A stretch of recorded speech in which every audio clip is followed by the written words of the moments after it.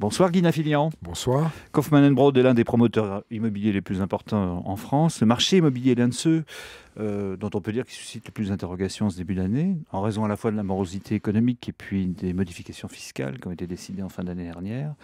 Pouvez-vous nous dire d'abord comment s'est terminé 2011 pour vous? Dans de bonnes conditions, puisque le dispositif Cellier était en vigueur jusqu'au 31 décembre 2011.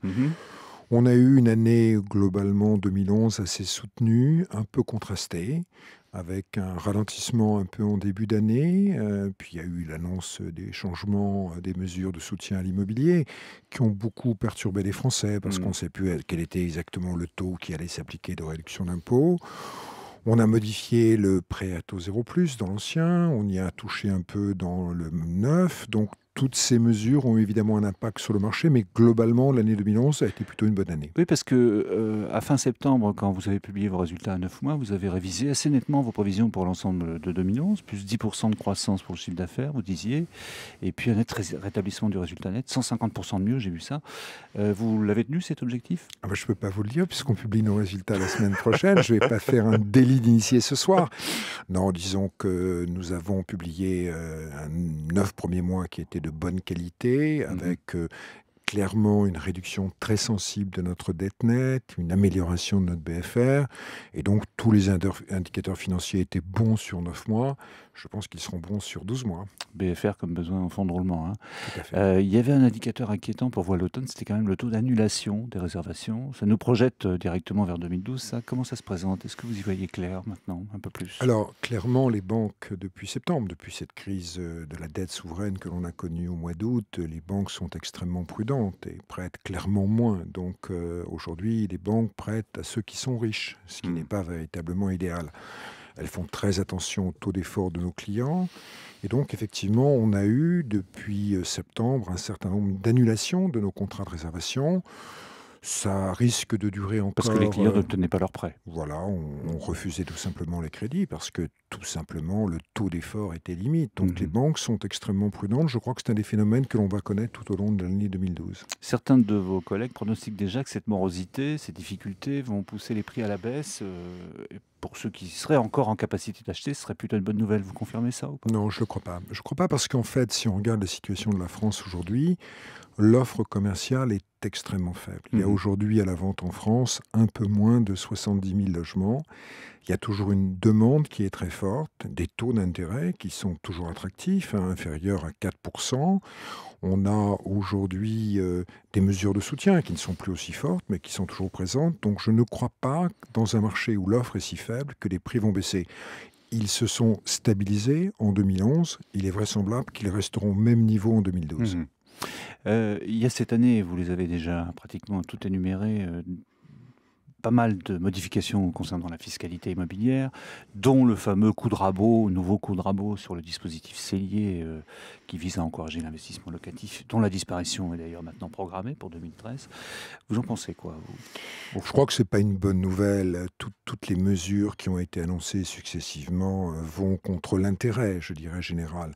On sait qu'en France, aujourd'hui, il manque 800 000 logements. On sait qu'un logement, c'est 1,5 emploi. Donc tout ça n'est pas très raisonnable. Et puis ces changements constants des règles qui encadrent l'immobilier déstabilisent le marché. Donc je pense que tout ça ne va pas dans le bon sens. Et puis maintenant, je m'inquiète de la TVA dite sociale. Alors j'allais vous en parler parce qu'il y a une nouveauté, elle est toute récente celle-là, Oui, la TVA sociale. Alors c'est quand même sur le principe une bonne idée apparemment, il y aura moins de charges sur le travail pour aller vite et en compensation une forme de hausse des prix à la consommation. Alors, le gouvernement nous dit que les prix de l'immobilier sont trop élevés. Alors d'abord, le gouvernement nous a dit le responsable, c'est le cellier.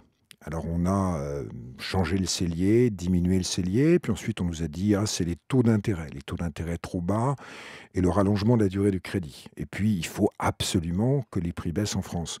Si la TVA augmente de 2, 3, je ne sais pas, les prix vont automatiquement augmenter de 2 ou 3%. Parce qu'il n'y aura pas de répercussion de la baisse des charges sur les prix à l'arrivée. Mais non, il n'y aura pas de répercussion de la baisse des charges sur les prix. On va augmenter nos prix du montant de la TVA, donc c'est une mauvaise nouvelle pour le marché. Et donc je crois que si on veut offrir des logements accessibles aux Français, ce qui est l'objectif du gouvernement, je crois qu'il faut éviter cette hausse de TVA sur les logements particuliers. Alors 2012 est une année électorale, ça ne vous a pas échappé, comme à tout citoyen en France. Tous les candidats vont donc avancer des propositions pour le logement, qui est un enjeu social majeur. Vous venez de le rappeler, il y a des besoins. Vous regardez ça à la loupe? Ben oui, évidemment. Alors, j'entends dire, par exemple, on va encadrer les loyers, voire bloquer les loyers. Puis j'entends des choses très curieuses. J'écoutais récemment une télévision qui nous disait, quelqu'un qui nous disait que les loyers en France, sur 10 ans, ont augmenté de 100%. C'est complètement inexact. Les prix ont augmenté de 100%. Les loyers ont augmenté de 29%. Et si on prend les logements sociaux, qui était en fait le débat, est-ce que les logements sociaux ont fortement augmenté depuis 10 ans? Non, ils ont suivi l'inflation. Aujourd'hui, on loue des logements sociaux de 5 à 7 à 8 euros du mètre carré habitable. Donc on a des logements sociaux parfaitement abordables. On n'en a pas assez peut-être. Alors, il n'y en a pas assez. Le problème, c'est on va construire à peu près, ou du moins lancer à peu près 70 000 logements sociaux cette année. Il en faudrait 150 000. Donc, le problème, c'est on ne construit pas assez en France.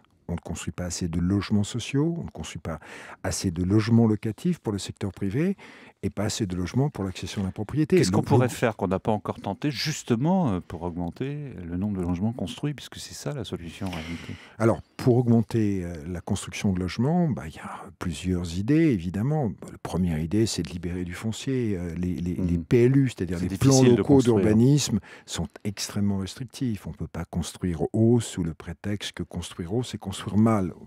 C'est pas vrai. On peut construire haut et très bien. Et puis il y a toutes ces réglementations administratives extrêmement complexes qui entraînent d'ailleurs une hausse des prix.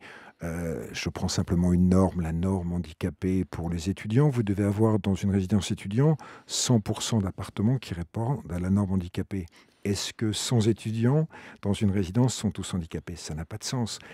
Et donc, toutes ces mesures, les unes après les autres, font qu'on construit peu, et ce qui explique d'ailleurs que les prix sont élevés. Pour l'essentiel, les prix ne baissent pas, car en France, il n'y a pas d'offre. Et quand il n'y a pas d'offre et une force demande, les prix ne baissent pas. Et en 2012, les prix ne vont pas baisser à la marge.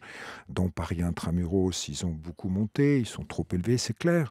Mais dans les secteurs tendus, il n'y aura pas de baisse de prix. Alors, il y aura peut-être une baisse de prix dans le Limousin ou en Auvergne, dans des marchés où il n'y a pas de besoin, mais dans les secteurs tendus, où on a besoin de logements, il n'y aura pas de baisse des prix, il n'y aura pas de baisse de loyer. Parce qu'il n'y a pas assez de logements. Parce qu'il n'y a pas assez de logements en France. Merci Guy Nafilian. Merci.